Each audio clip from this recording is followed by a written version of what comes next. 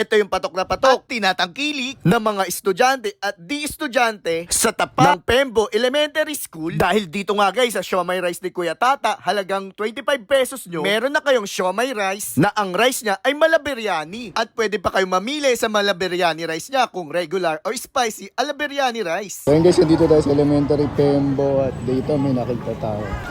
Ay, magandang tanghali ito. Anong name natin? Ako po si Kuya Tata kung tawagin mga kabataan dito. Ano ba yung meron tayo? Meron tayong siomai with rice.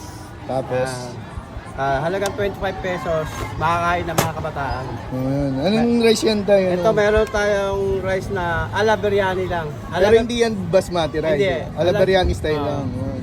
Ala Ano yan? biryani lang. Ayan. Ito yung hindi manghang. Ayan, may Ayan. spicy kayo tayo. Ito yung spicy. Ayan nga ito. Spicy yan. Ito yung ala biryani talaga. Super ang Anong oras kayo napwesto dito tayo? Ano lang, 11 to 12:30. Hanggang maubos. Almost 2 oras. Ganyan. Ayan, naubos Tapos wala naman. na, sold out na lahat yun. Sige tayo, pa-order ako ng yung hindi maanghang na alabiryani rice mo with Okay, siomai. sige. Magkano yan tayo? Ito, halagang 25 to. 25. Solid na yung kanin. Saka may dalawang siomai. Siomai na yan. Pang kabataan. Pang student meal na tayo. Solid na yan, pang kabataan. Ano sa'yo ate? Sige daw. Ayan, may gulaman din si tatay. Magkano ito tayo? Yung palamig niya. Halaga 10 piso, nakakaputulan na paa sa tamis. Yung nakakaputila ng paa. Sobrang tamis ba yan? Nasakto ba? Natin dito tayo sa Pembo Elementary School at may nakita tayo dito guys yan. Siomai with rice. Alabiryani style ito, 25 pesos lang yan. Ito yung hindi maanghang sa better maanghang. So napwesto nga pala sila dito tuwing 11 hanggang 12. Sabay pag may pasok lang guys. Hindi siya basmati rice pero alabiryani siya. So tignan na natin yung rice muna.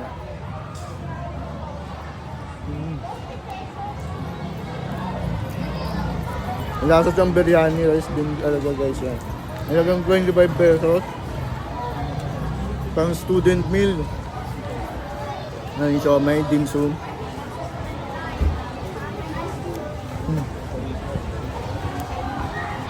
So ito naman yung spicy, tikman na natin guys yan. 25 pesos mabubusog yan ha.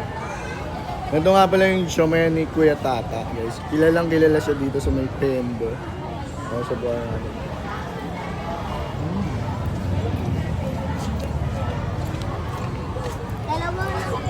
Masakto lang ang anghang.